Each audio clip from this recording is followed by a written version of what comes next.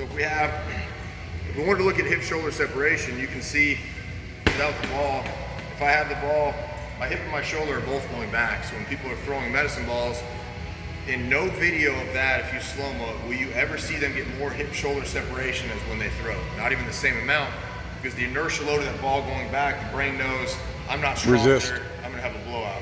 So it object resistance is So it changing. resists. So with this, instead of doing it this way, if we actually want true hip-shoulder separation, from here, if we had a straight line coming out from the sternum, perfect 90, so it's perpendicular to that. So we would want to bring our feet like this, both toes pointed forward.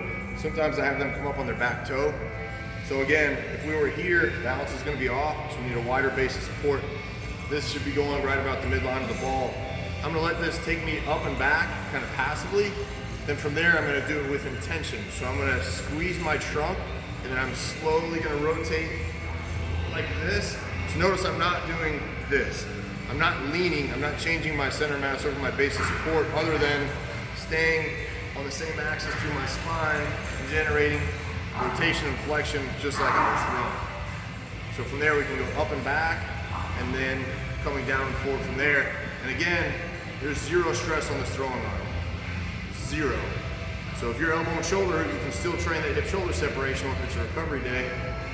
Here and then down and forward.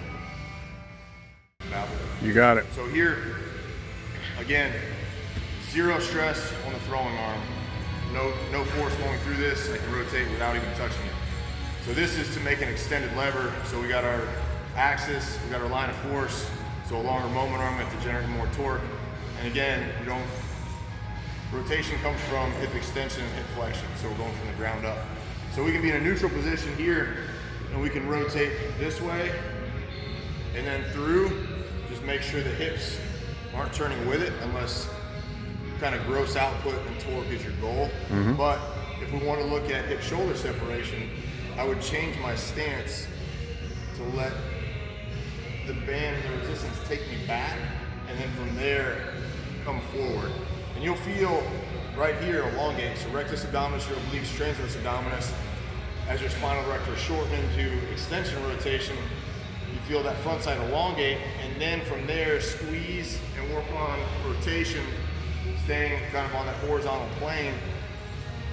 So then you really have to generate a lot more torque. Again, zero stress on the throwing arm from there.